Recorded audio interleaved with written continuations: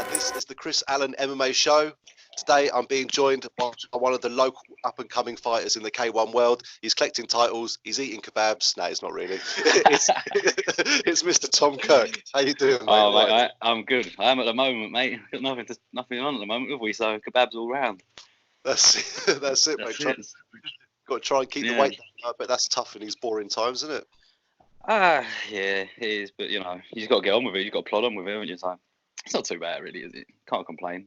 Well, how's it affecting you as such? Like, say, you've just had two fights quite close together, like, you know, big fights, and now all of a sudden you're having to sit on your ass doing nothing. You know? How's that feeling? Well, honestly, it's sort of, I know it's a bad thing to say, it's sort of come at the right time for me because...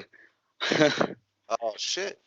Yeah, so it's come at the right time. I've done it, well, I broke it, basically. But I done it last year in April, and then I didn't get it looked at. I just went into the hospital, had X-rays. They said they couldn't see anything wrong. So, and then at Combat Fight Series a couple of weeks ago, felt it go in the first round again. So I thought I'll take it upon myself to see a private hand specialist. And then basically what he said is the bone, the metacarpal, where the carpal joins, where the force usually like diffuses through, the bone's like dislodged, and now all the cartilage around it is dead. So I need surgery on it, and he's got to take a bone graft from my pelvis, cut away the bone, and then fuse it with pins. So sounds lovely, mate. Yeah. Where can I sign up for that as well? You know?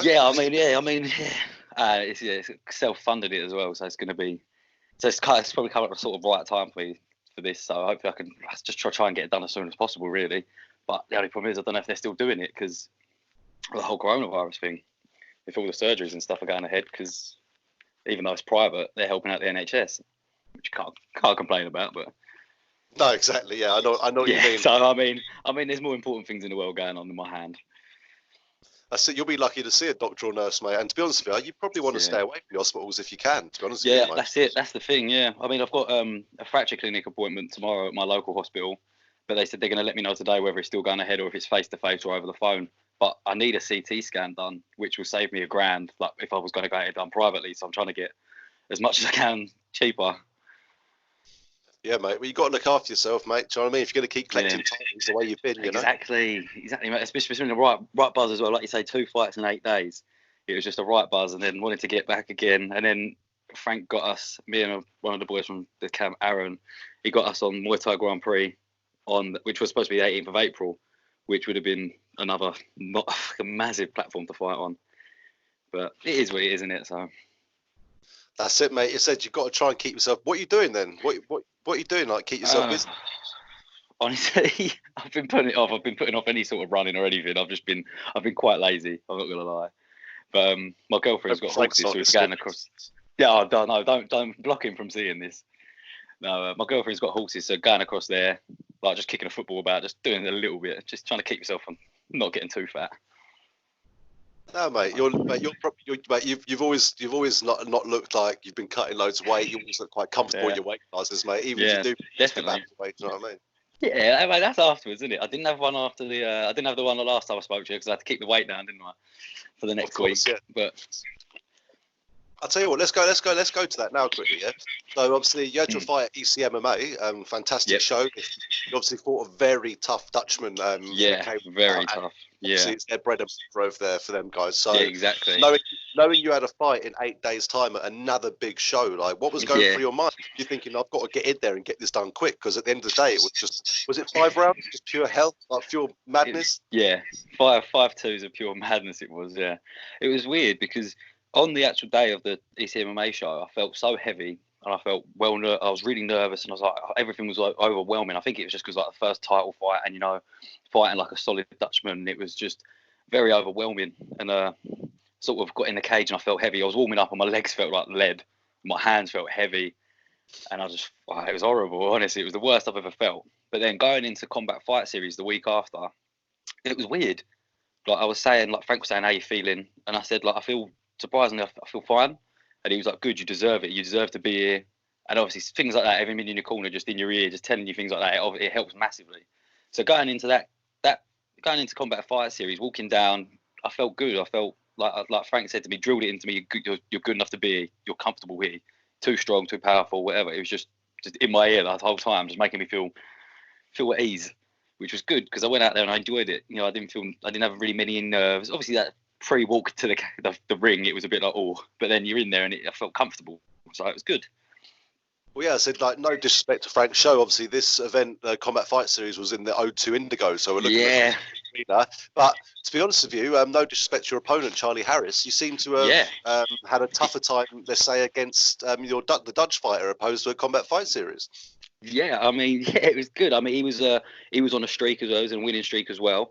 So it was good to have another game opponent to really start stepping it up a bit now. So, but yeah, that the Dutchman, he was solid. He was good. I mean, it was a tough fight. And I recommend anyone. I think the fight's up online now. If anyone's not seen it, you've got to watch this fight, mate. I don't care what you watch, MMA, boxing, whatever. Check that one out. Mate. It was a war. I was watching it back the other day actually. And there's just one bit where he sort of pushes off, and I sort of hit him with a straight and an uppercut and a left hook, and he just looks at me and goes, and just shakes it off and comes forward. And I was like, oh, mate, he was good. He was a savage. Fair play to him. Took some hits. And again, do you find in that fight, because obviously a lot of your fights, you are quite dominant, you're a solid fighter and like that, and no disrespect to your opponents. Did you find in the fight against the MMA, you were able to display, all of your skills, and you can show you can take shots if you need to, you can come back. Yeah. You can obviously. Yeah, I mean, like I said, when I went in, I felt heavy, and I even said to Rick, one of the corner boys, at the end of the first round, I was like, "Why do I feel like this?" I was like, "I feel like tired and lethargic, and I don't know, something didn't feel right." But I mean, still going out there and managed to do it. Yeah, working. It was because usually, like you say, dominating and going forward, being aggressive. It was. I was working sort of off the back foot a bit more, which was all right because I was managing to pick shots, and then when I was coming forward, landing kicks, and then being able to back and forth, which was good because it's what I needed. It's definitely what I needed.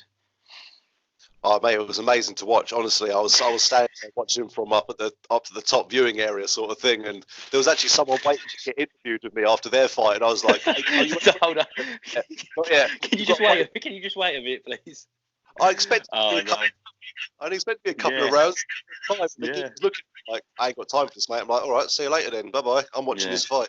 That's it, see it, mate. Honestly, just wait 5 minutes, then I'll be with you straight away.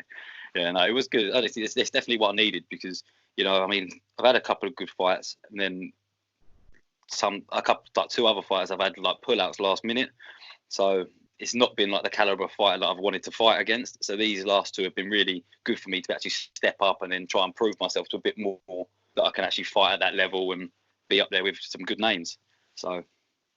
And obviously, after watching that fight back, like you said, you watched it back. Did you what did you learn from that, and what did you work on and improve on in the gym? Going within the 8 days.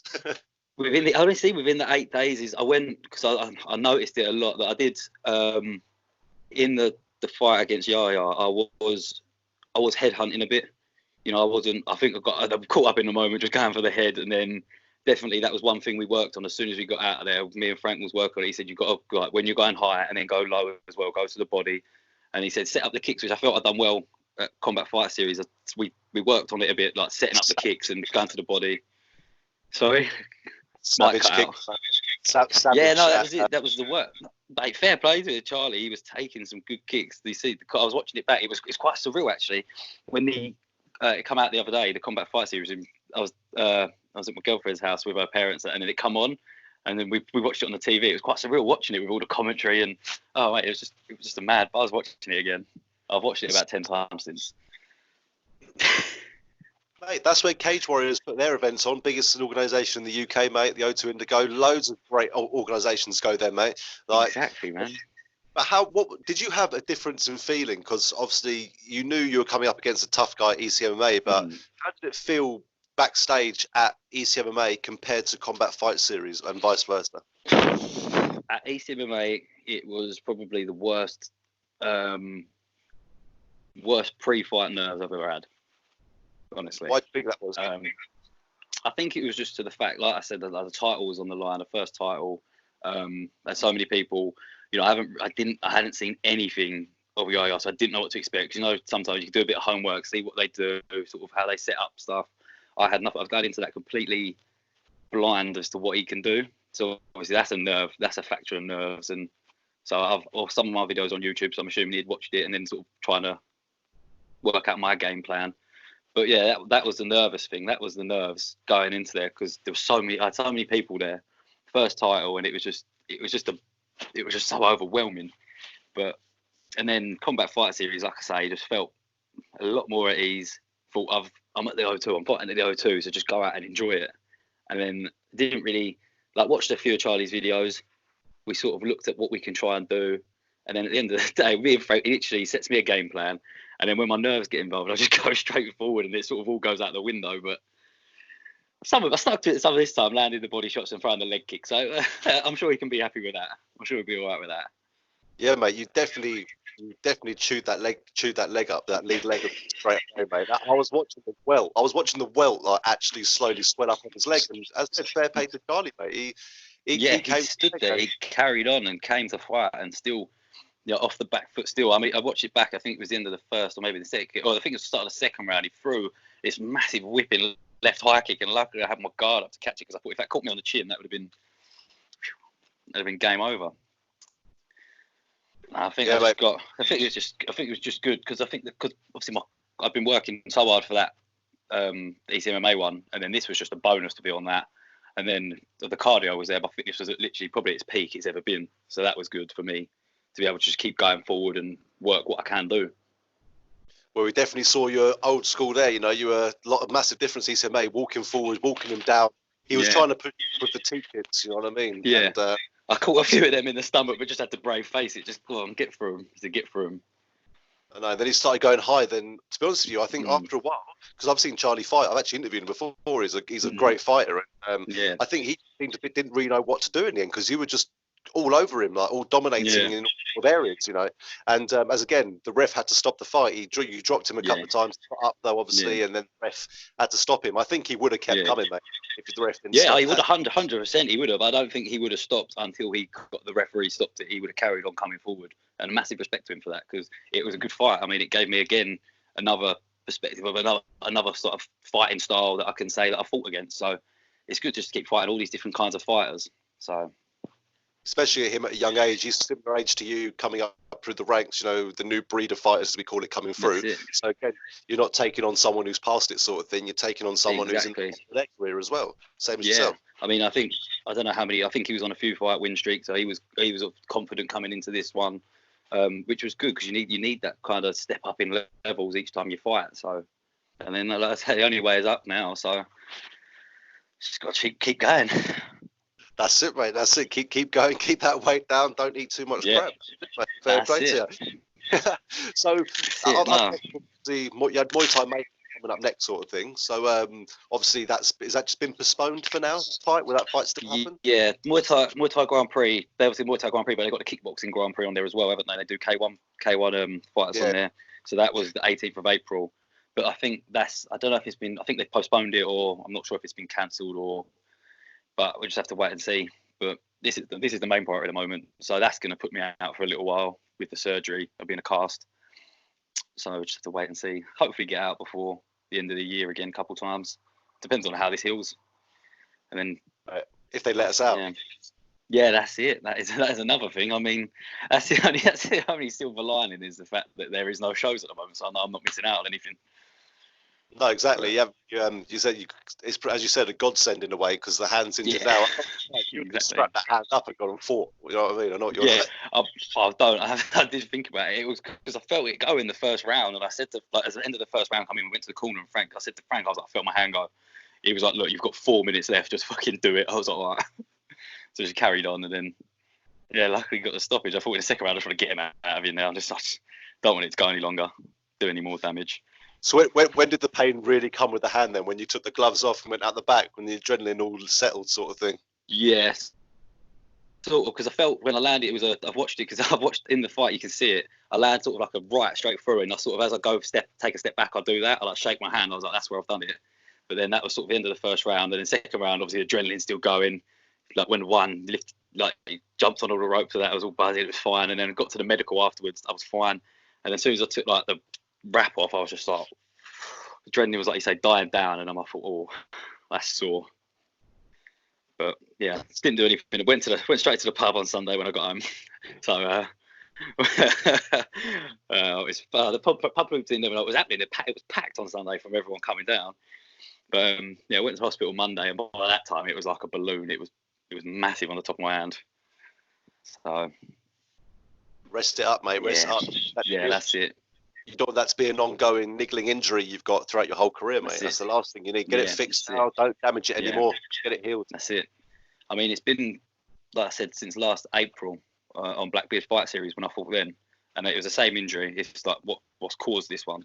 And then I probably had I didn't fight until August.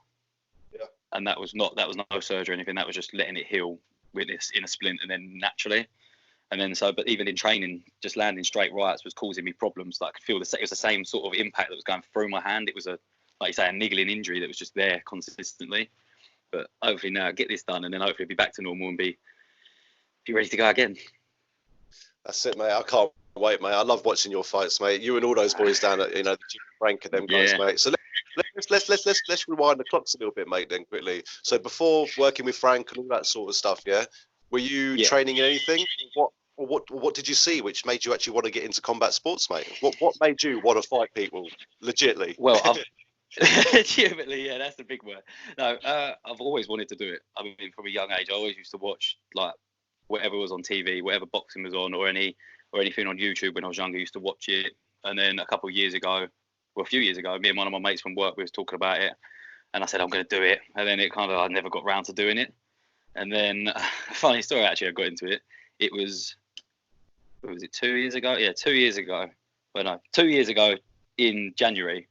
We was down the pub, and my mate Rob, we was all pissed up, and he said to me, he was like, Tom, he was like, I'm doing a charity fight. He was like, do you want to do it with me? And I obviously all pissed up. I was like, yeah, go on, I'll do it, no worries, yeah. And Frank was running that. So I sort of woke up the next morning, I thought, fuck, I agree to that now, and And he was messaging me like, yeah, when we're going training, I was like, all right. I was like, fuck it, I'll do it. So then, yeah, that was 2 years ago. Done the charity fight. Didn't really do any training for it. I mean, went like a couple times a week. Wasn't committed as I am now.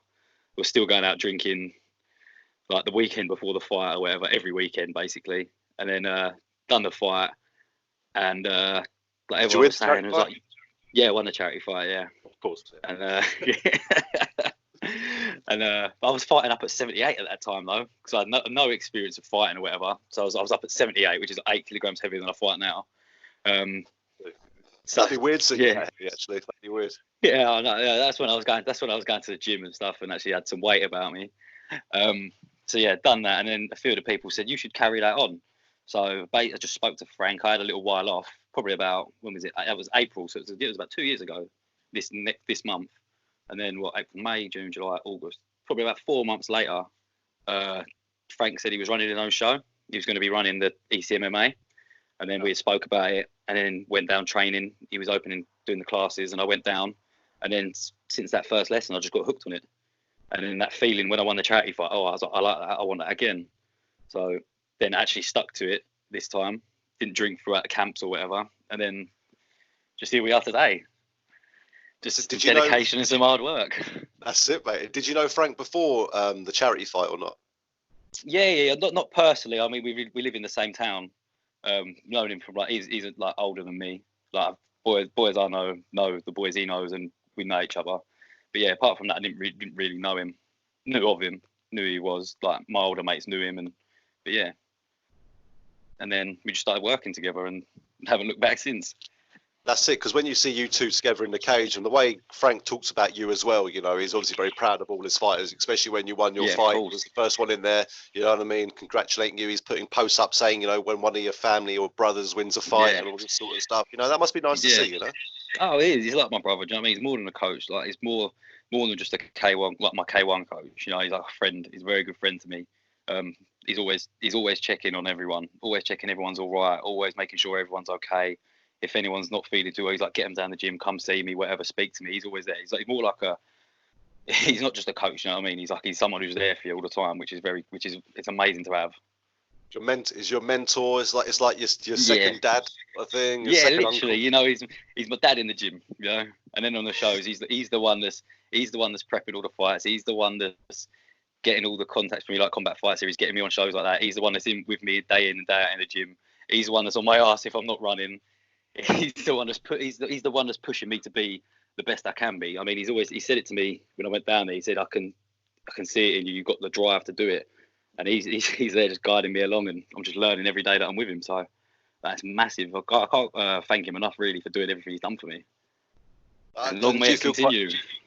Long may it continue indeed, mate. Yeah. Well, he'll be listening to this later and hearing that you ain't running and doing nothing. He says your wrist might be hurt, but you're feeling right. Yeah, that's it. It will be on my case about that, but I'll just have to start. I might have to start for a run now. There's some proof. Yeah. He's going for a run straight around after the bedroom.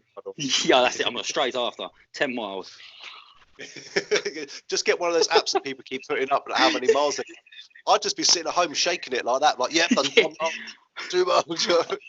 I know someone who runs quite a lot, so he puts it on his Instagram story. So I'll just take a screenshot of it and send it to him. Yeah, that's me done for the day.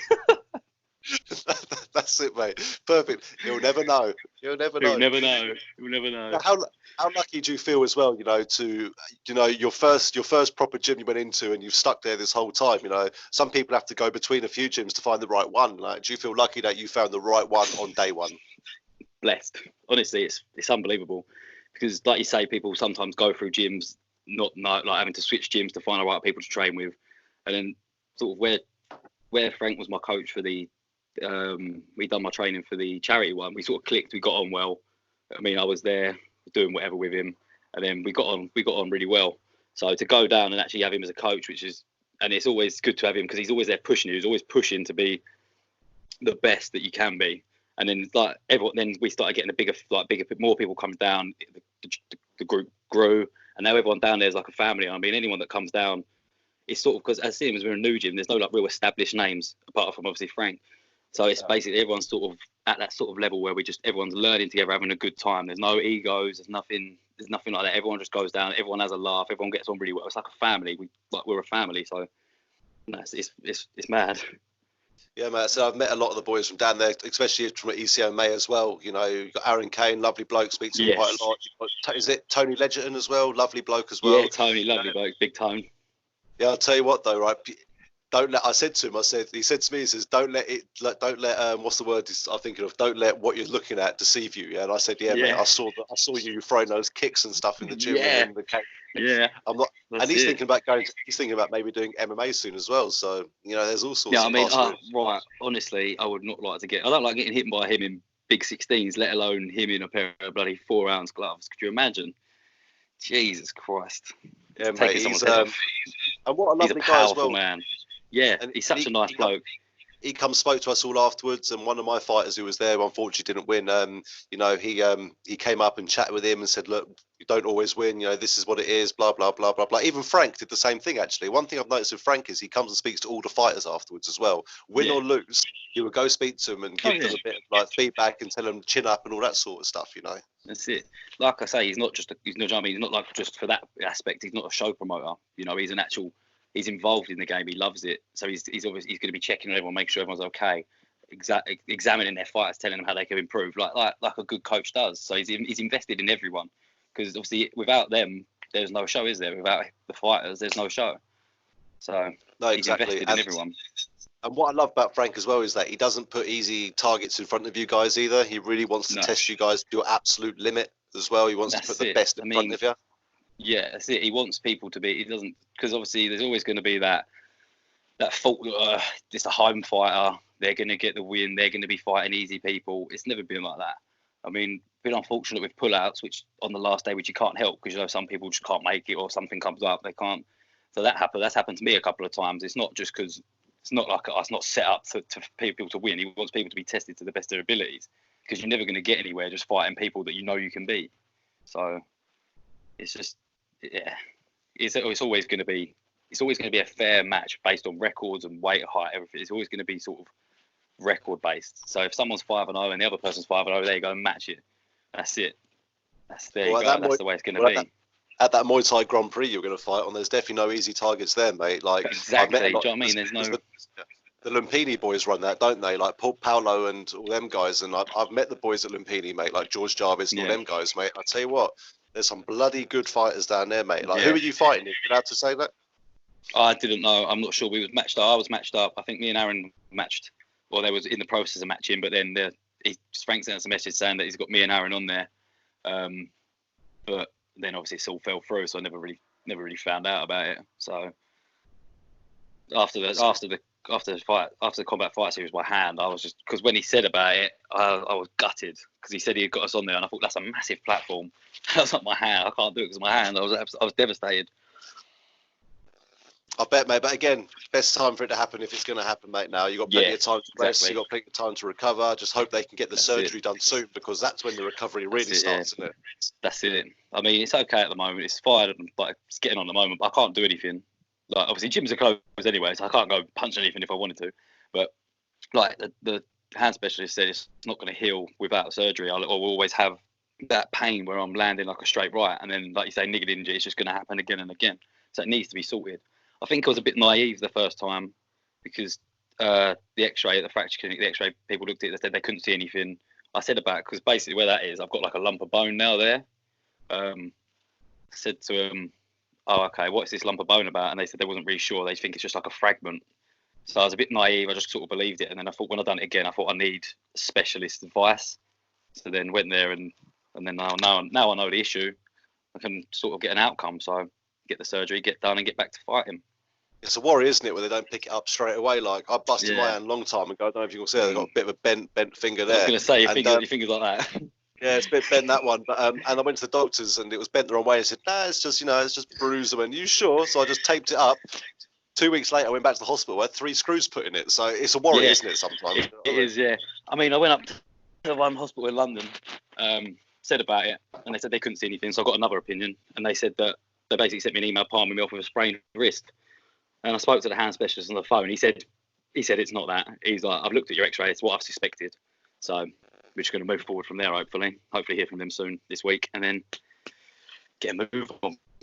Yeah, mate, get back in there, get stuck in, mate, to it. So, as obviously, before I let you go, I've got a few things I want to ask you. So, obviously, you're progressing your career now. So, obviously, you're getting in the big league. So, when are we going to get a nickname for you then, Tom? Are we going to have Tom No Chili Sauce Kirk or something? No, what? So, I didn't, no, what? No Chili Sauce Kirk. No chili sauce. Oh, I love chili sauce and garlic. Oh, all right, then. Kebab man, right, that'll be it. There we go. The Kebab Man. Yeah, there we go. Sorted. We've got one. That's it. Kebab Man. Sorted. I'm going to get one on delivery for after the fight. I'm going to have it ringside. So as soon as I finish, I'm out of there and eating it straight away. I did promise it to you. I do remember now, but you know what I mean? I've forgotten about it. I'm not going to lie to you. Do you know what I mean? That's all right. Bloody kebab when there's all these people out the back getting ready for their fights and stuff like that. Yeah. What else is there's some geezer cooking loads of burgers and bacon. I'm like, this must be people right now.